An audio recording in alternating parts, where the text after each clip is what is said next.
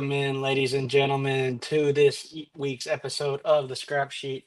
I'm your host, Jimmy, and today we gonna be breaking down and recapping and reacting to UFC 327. What's been going on with the MVP promotion Netflix card because they just had their press conference, and then of course the UFC Winnipeg card happening tomorrow in Canada. So, without further ado, your new light heavyweight champion of the world, Carlos Ulberg, gets it done on one leg, which is absolutely absurd. And it was confirmed by his team today that he has torn his ACL. He did it on one. He knocked out Yuri on one leg.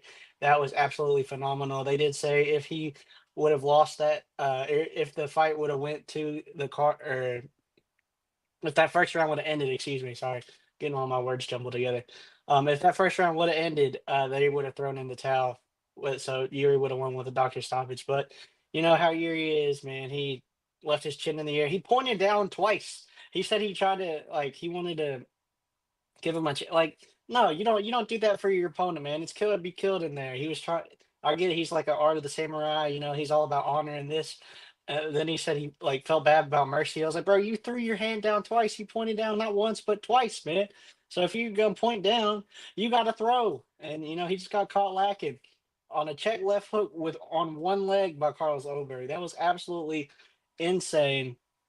I don't know what happens to Yuri next, and then with this Oberg injury, where does this leave the light heavyweight division? Are we gonna have Costa versus Ankalaev next? Because Costa just absolutely torched. Speaking of, yeah, let's just go into that. Paulo Costa in his debut at light heavyweight looks like he should have been here for a long time. Absolutely just smoked Azamat, bro. Azamat looked slow. He looked sluggish. He got tired, and his he just wasn't able to put him away. And Paulo was stayed there, and he kept with it until Azamat was gone. So I mean, that's just another one up in the books. He said he wants to fight Hamza and drop back down to 185. I don't think he needs to do that. I think he looked great at 205. He needs to stay in that weight class, right? Because he feels it out good. He's so drained at 185. It's crazy how he even gets down there in the first place. He walks around at normal heavyweight weight. So the fact that he makes 185 is absurd. Um, and then what I mean, you got the biggest story of Josh Hokett cashes in on his antics. He gets himself a fight on the White House card after putting on what could be one of the best heavyweight fights of all time, if not top three, if not the best. They were just throwing nonstop action. Curtis Blades refused to go down, he didn't want to lose to Josh Hokett. He kept it in there the entire time. He was throwing, but he wasn't landing the clean shots. Josh Hogan was just tearing him up on the feet, flipping them off mid mat. It was insane. I did not see that coming. I thought Curtis could actually, you know, humble the guy because he ain't fought real big heavyweights like Curtis Blades before, like what Curtis Blades has seen in the UFC. And Hogan cashed in. You got to take a gamble on yourself, and he did. Talking how he is, doing his little gimmicks, his Vato guy, then his shy guy move. It's pretty entertaining, honestly, and it's what the heavyweight division needed. To be honest with you, just a jolt of fresh life ever since Cyril Gahn took out Tom Aspinall's eyes. Diabolical, by the way. And we got new news on Gable Stevenson coming over. He's going to be debuting on International Fight Week. Crazy. That's going to shake up the heavyweight scene a lot. So that's going to be exciting. What else happened? Dominic Reyes. It was a bad fight. It was not a that was not a good fight. Johnny Walker, Dominic Reyes. It was a sparring match. Uh, they're just tapping up each other. I honestly thought Walker won, but Reyes pulled it out. As someone who picked Reyes, I mean, I got it right, but I didn't really think I got it right in the moment because I thought Walker won that. But hey, Dom Reyes still winning. I don't know what you do with him. You could give him someone after what Khalil's done, or because I know Khalil's scheduled to fight out.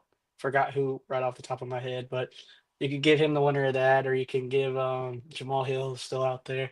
So there's still ways to go with that. Cub Swanson in the absolute swan song is in his career. Just like I thought it would be, man. KO, first round, just absolute dominance. Nate the Train just got smoked, man. I don't know where he goes from here, man. Nate's been in wars and he's just keeps on getting put out, but the UFC legend Cub Swanson goes out on top, man. And that was good to see. I'm glad that happened, to be honest. He deserves it.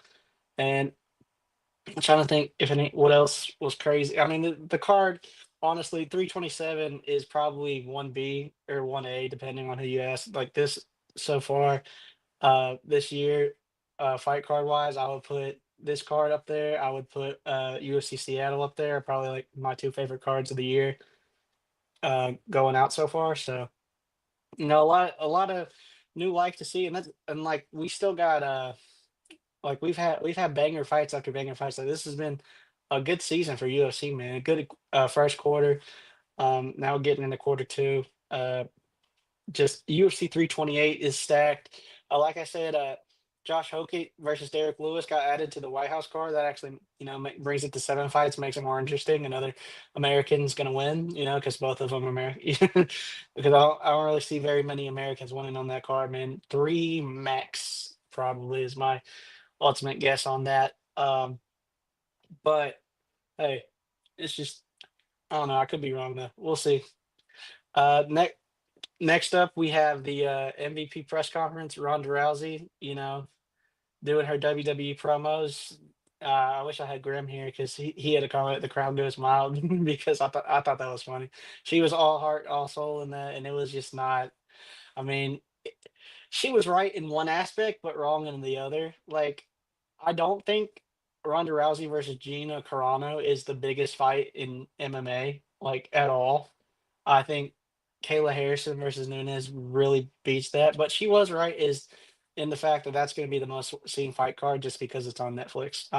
You got it there just because the MVP does have Netflix, and a lot of good fights are on that card. Francis Ngannou making his I mean, he was fighting the PFL, so I mean, but he hasn't fought in a long time ever since his boxing thing, and I think he made it fight like he starched one guy.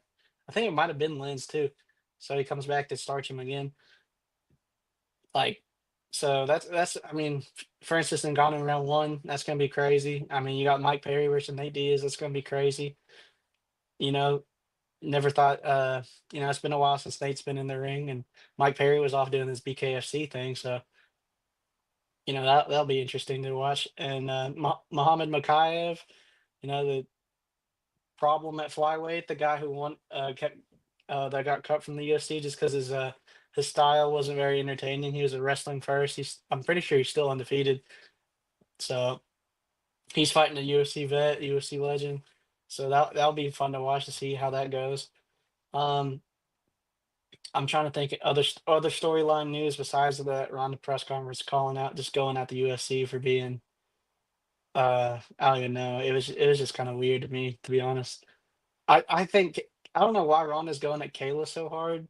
I feel like like she said, Kayla, like Ronda gave everything to Kayla or whatever, and Kayla was being disrespectful. I haven't really seen much on the Kayla side of her being disrespectful towards Ronda. But what you got to remember is Kayla's a two-time gold medalist, judo world champ, and Ronda's a bronze medal judo world champ. Both of them could probably smoke me. Not even probably. They would beat me up. But I feel like there's levels to the game, and I feel like if Kayla didn't get enough. She didn't come over soon enough to me. She was in Bellator for a while, and she was doing her judo thing for a very long time while Ronda was elevating the sport of UFC. Like I don't think women's MMA would be where it's at without the likes of Ronda Rousey. So she's got that. Like she was probably the face of the UFC, women's UFC, if not like one of the biggest faces of UFC, because she was just armbarring people, ragdolling people, like bodying them, and it launched her into her career with WWE after what happened when she got you know kicked her head kicked off by Holly Holm. But she had her movie, she did the WWE, now she's ready to return. And hey, I mean, 10-year layoff. It's hard to. That's why I'm not really too thrilled. Like I think that's my reason on why I don't think this will be the biggest fight in women's history. It's a girl or not a woman who's a decade off versus a woman who is 15 years off. And Carano was literally like her last fight, she got KO'd by Cyborg and then quit. And that was it. She never even made it into the UFC to begin with. Like she didn't even have the dominant run that Ronda was on it. So I don't know. Um, what else was there? Arman Sarukian got kicked off of a plane trying to trying to get to his RAF match. That was kind of funny, but I mean, what happened was he got kicked off the plane for being on his phone or something, apparently, and then he decided just to take a private jet instead. Very, very comical. Otherwise, in the news, Chad Ochocinco called out Israel Adesanya. Delusion. I don't know what that is. He Chad Ochocinco lost to a friend of the program, Brian Maxwell. You know, you've seen him on the pods. I think we're going to try to get him on this show in particular because I think he's returning to MMA himself. So it's going to be interesting. I'm going to throw him that question, what he thinks of that next week, if we can get him on as well. And, I think, that's enough I can yap about what's going on before getting into this card. This card, it could be a surprise. Or one, like some of these fight nights, you never know. Like, you never know what's going to happen on the outside. They don't look as entertaining as they actually are until you square them off, until you're in the octagon. They can shock you. But without further ado, let's get into UFC Winnipeg Burns versus Malott. And the first fight, if my man JB could come up and when he's able to, oh, you good? What up? What up? Yes, sir. Yes, sir. He's Yeah. got to be my eyes and read off the card. I do know the first fight. It's Siraj versus Yanez. Yanez, UFC vet. Siraj, his first time. He's Canada's best featherweight, I believe. I think they're in featherweight. I'm just not too impressed. I mean, Bantamweight, bantamweight. Yeah, bantamweight belt. Yeah. yeah. Okay, so he's their best bantamweight. A bunch of these are Canadian prospects finally getting the call up to the UFC, similar to how we do on like the French card, the other cards, English cards. But Siraj, really good grappler, most known for his grappling. Where Yanez does struggle is against grappling, but he's an all around guy, right? He's not bad at boxing, but he leaves his chin up in the air, and I seen him on the ceremonial weigh-ins, right? And he just did not look. He does not look UFC ready, man. I see Giannis. Giannis Really? is he's a sniper. Yeah, Giannis is a sniper, man. Giannis, he's a big dog in this spot just because he has a glaring weakness, is that in his grappling defense. But if Giannis can keep this thing standing, he can smoke Siraj. And I'm gonna pick the striker, and this is the classic striker versus grappler. Siraj being the better grappler. Most people are picking him by submission, and for you guys, I'm not. It's a very likely outcome, but I just seen him at the weigh-ins, and he just does not inspire confidence for me to pick him. I think Giannis is a dog. He's a really good slick striker, uh, and the way Siraj just leaves his chin in the air, I feel like Giannis can find it. And every fight starts on the feet, man. And as if he can't get his takedowns quick and often, I think he's going to be looking up at the lights, and I think Giannis gets him out of there. Man. Next fight in catch weight. We got John Okay. Castinda Mm-hmm. and versus Mark Volkanen. Full lockdown. Yeah, yeah. London. Now listen here, John Castaneda, solid career in the UFC so far. He's 0-2 in his last two, but he's a vet of the sport. His all around game is pretty solid, right? He's got pretty good stand up, and he probably has the advantage here in the grappling over Vologden. But I mean, this prospect is insane. I know he has a 2-inch height difference, but when they were standing next to each other at the face off, it really didn't look that bad to me, to be honest. And Vologden, this is a really good, insanely good striker. He's got the karate style. Was in one of the best fights on Contender Series that I've seen, and he might have lost it, but he still got signed just because they saw talent in this kid. And He does take damage. He did take a lot of damage in that, so people are wary on that. But I just feel like Vologden can uh, kind of pick Castaneda apart. I know Castaneda's been in there with. Uh, I think he got smoked by Daniel Marcos. I know he lost to Gutierrez in his last one. So I just think Vologden is just that. He's a new fresh face to watch out for it in this division, man. And I like. I just normally like Jaw was the guy who was always with the fresh prospects, and maybe talking to him and seeing him getting all these rises rubbed off on me because I like seeing it too. Normally I go with the scrappy UFC vet, but I don't know. I think Vologden's a little bit better in this. As long as he can stay off on the grappling, like because there has been matches where fights where Vologden has shown that he has a weakness to grappling and he sprawls really bad, but then other fights he sprawled really well against them. So it just depends on how his grappling stays. But if this is on the feet, I lean towards Vologden just being able to take him out. All right, next up, we got women's flyweight. JJ Aldrich versus Jamie Lynn Horth. Yeah, this fight is just it's a levels fight. JJ Aldrich is a little bit of a volume striker. She's an all right kickboxer, but she wants to fight at her pace, and her pace isn't is like is very slow. She doesn't like come at you. Jamie Lynn Horth is bringing power, bringing heat. The fact that the odds are this close, I think is crazy. You know, Jamie Lynn Horth is an in your face damage fighter.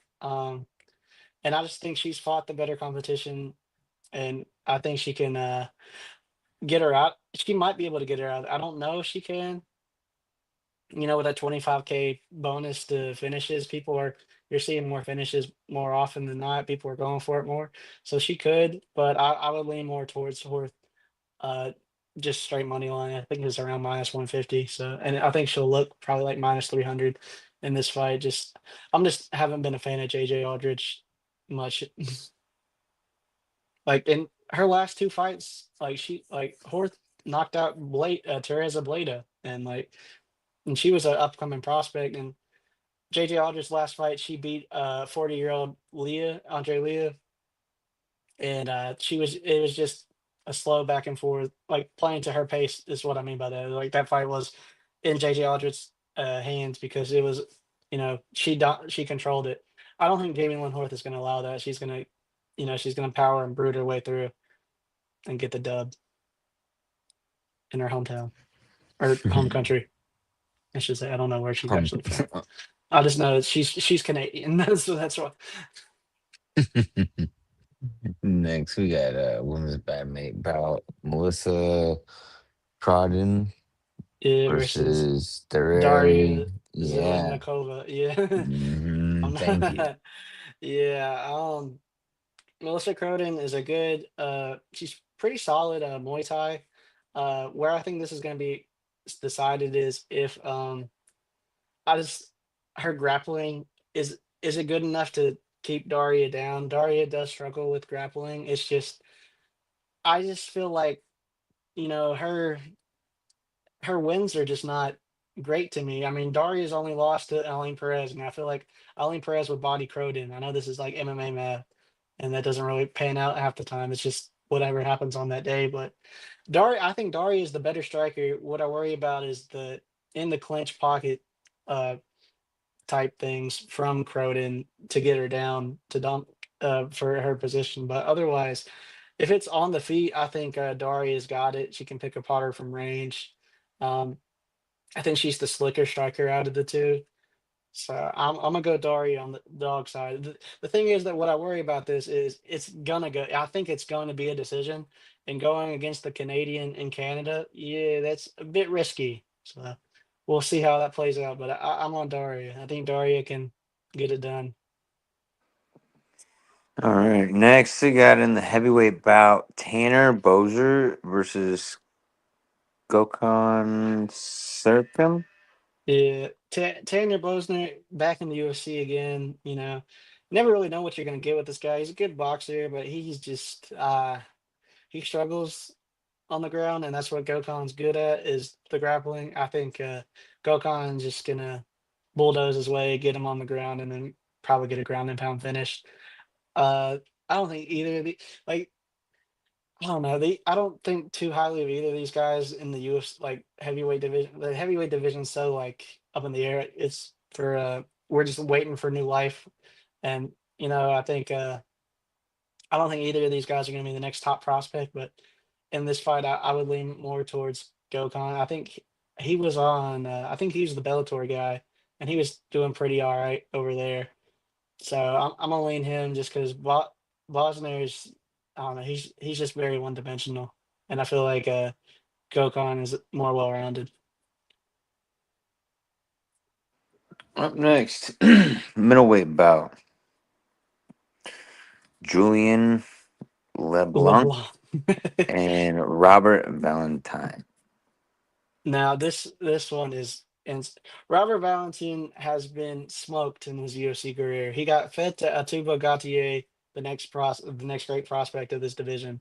He got beat by Torres Fendi and he got knocked out by Ryan Loder.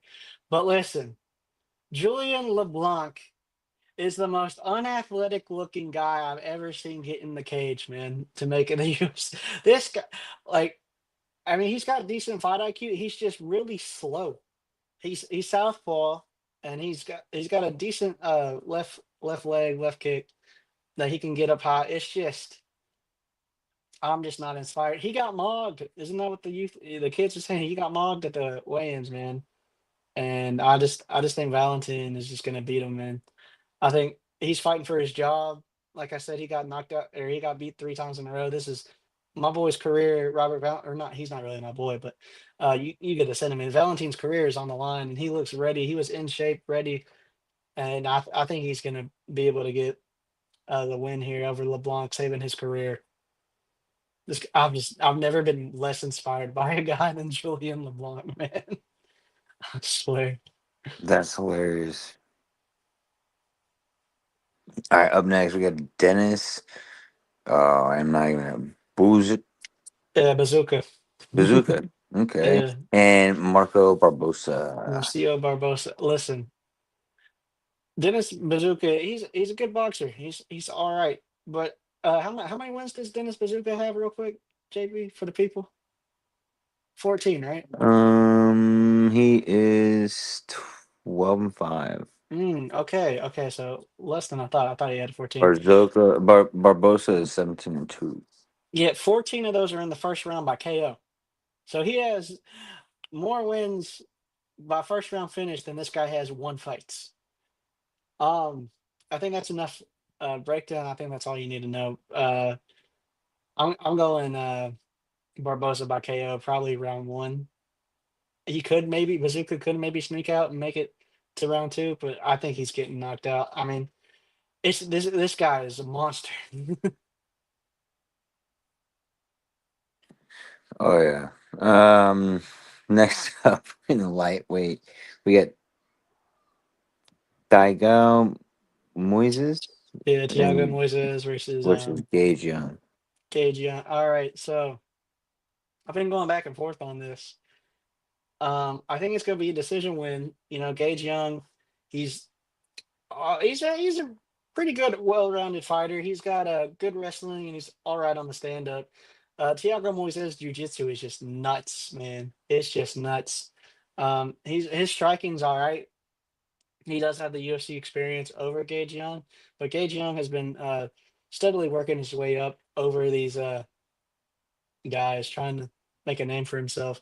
My real pick is fight to go the distance, but if I had to pick a side, I would lean more towards uh the experience. Well, no, I'm a lean towards Gage Young just because Tiago Moises kind of sits in the pocket or he sits on the ground and he looks for to not get finished. His biggest accomplishment was he was able to take down Islam and not get finished by Islam. So yeah, he can take people down, but he doesn't like he's not a hunter. He just kind of survives. I think he'll try to survive, and I think Gage Young will have more moments. So I'm only engaged Young by decision. Up next, we got Jasmine in the women's flyweight. Jasmine Just Jasser, Davis. yes, Yeah. versus Karine Silva. Yeah, Jazzy Jazz, man. You, I think she's the best Canadian prospect out of. I know she fights out of there. Um, you know, her losses, like she only really has one. Like she lost to Manon Fiorot, who literally was fighting for the title. Natalie Silva, who was literally fighting for the title, and Tracy Cortez. Tracy Cortez wasn't letting the snuff at neither. And Korean Silva's just, eh. She's just, eh.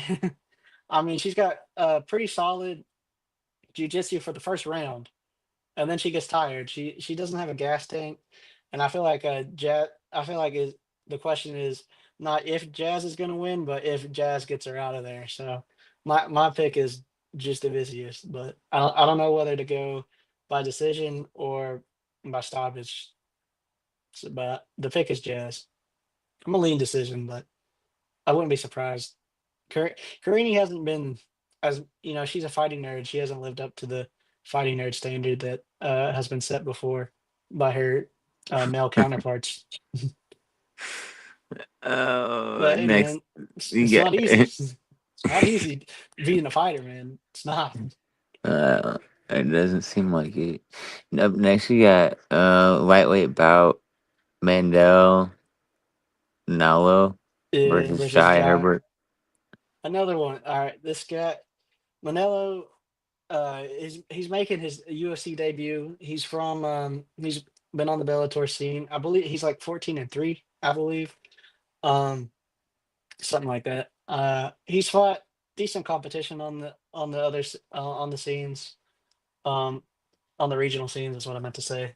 He's a bit chaotic in striking. Jay Herbert, on the other hand, is a slick striker, slick kickboxer, um, and he's like the definition of a technical fighter. He got slick kicks. We'll fight him from the outside. But I feel like Manelo has this he brings a bit more chaos to the fight. He's got a little bit more he's a bit wilder with the strikes.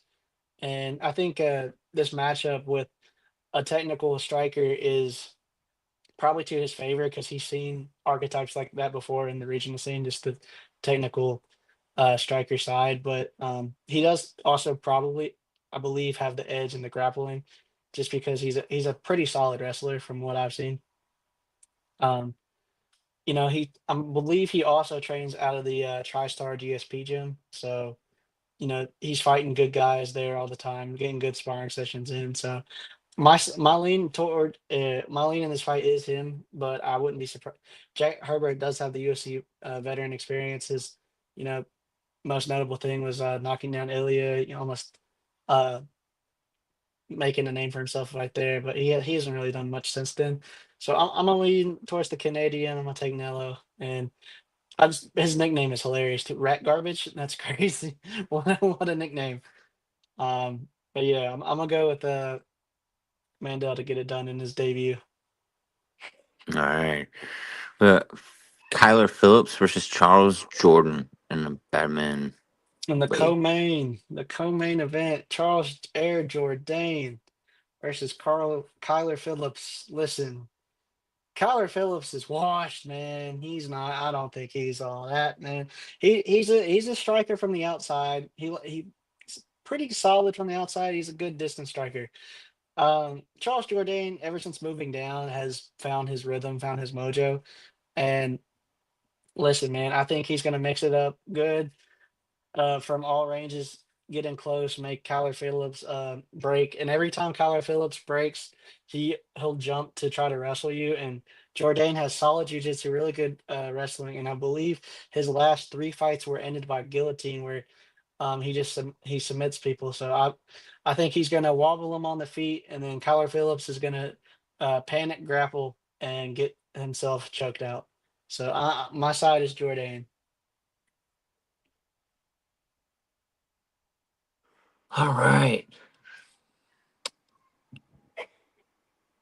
You want to run through The main event. Azure?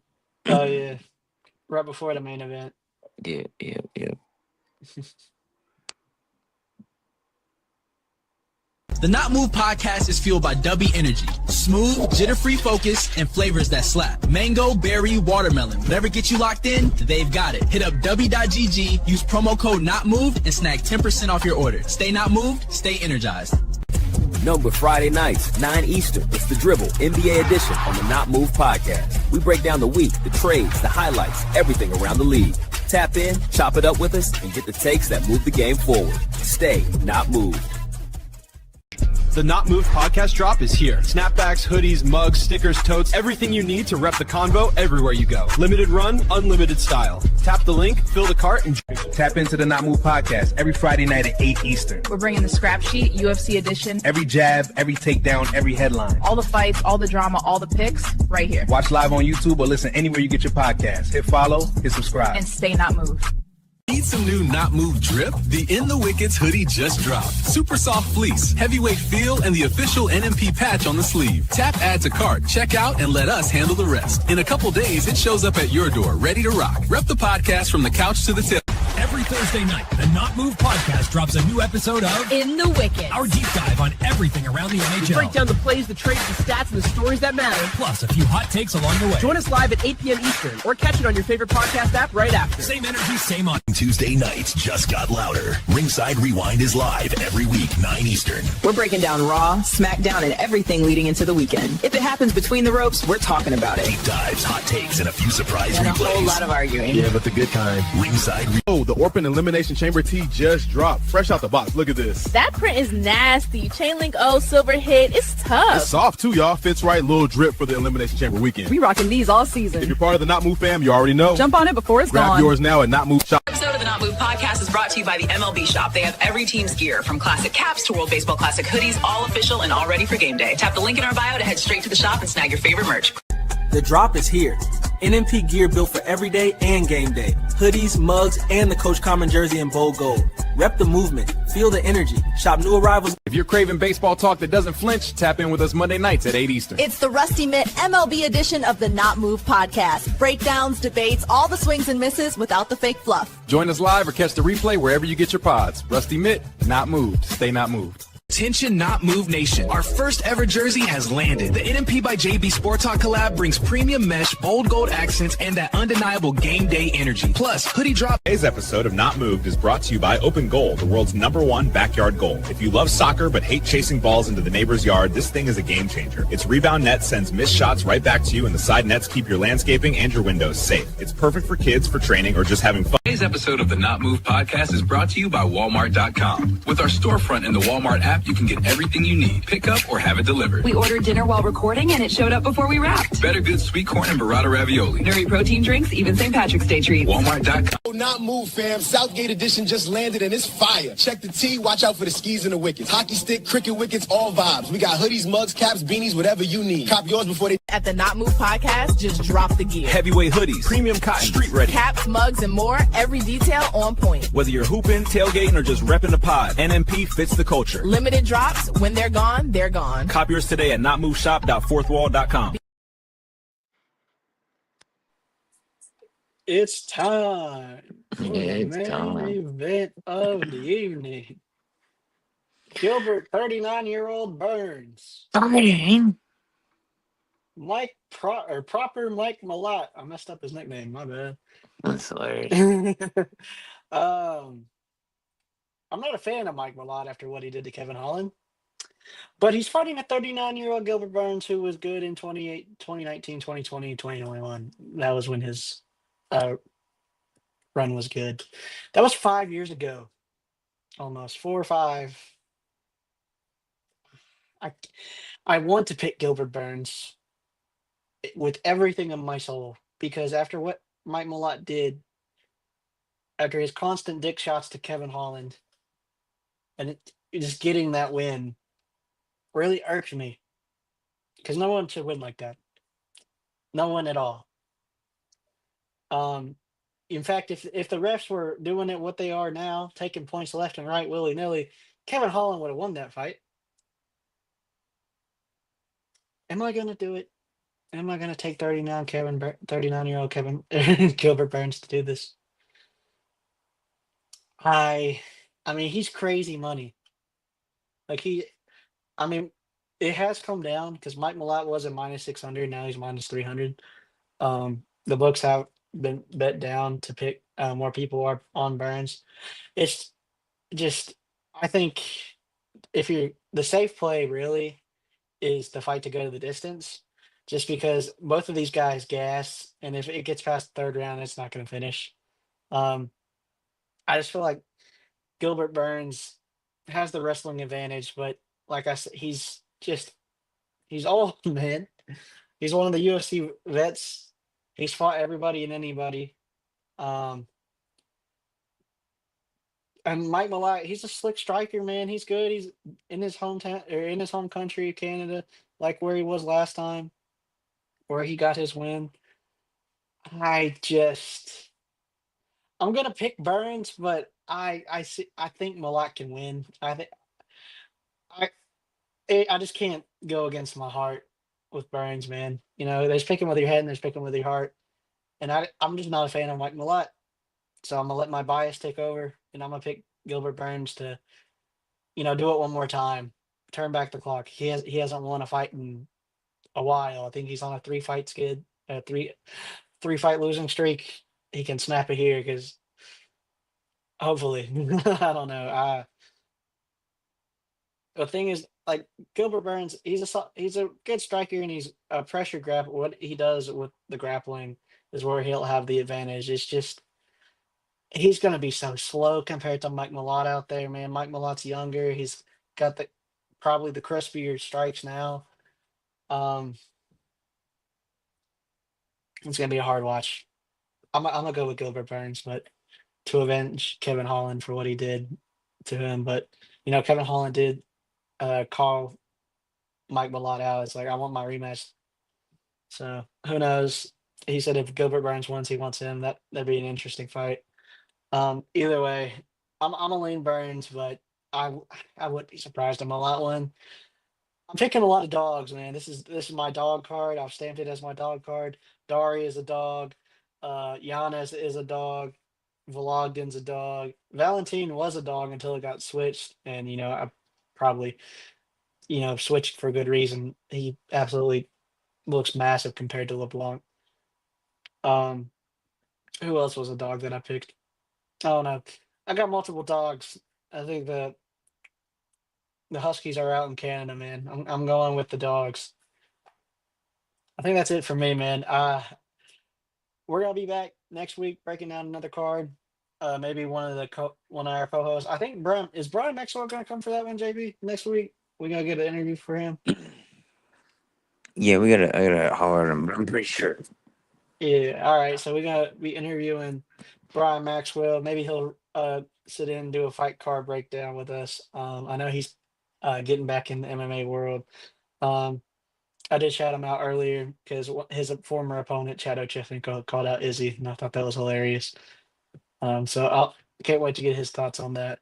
NBA playoffs are going on right now, playing tournament. You can catch the Not Move podcast, breaking all that stuff down with the dribble coming up next at 9 o'clock. Stay not moved, people. Peace out. This non-casual podcast may not be reproduced, retransmitted, or reused without the authorized written consent of the Not Move Podcast Network. Thank you, and we hope you enjoyed today's broadcast.